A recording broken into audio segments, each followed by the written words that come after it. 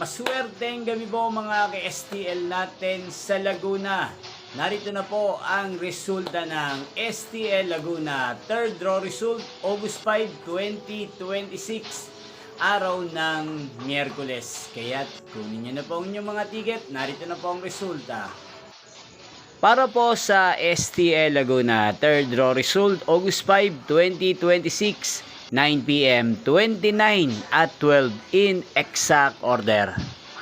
Araw-araw nyo rin pong napapanood ang resulta ng STL Laguna sa channel na to tuwing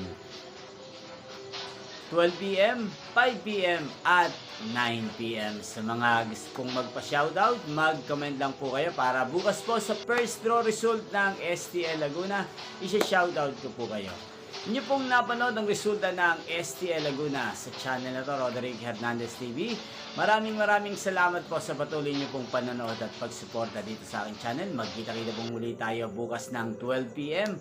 para sa first draw result ng STL Laguna. Thank you for watching and good night po sa ating lahat.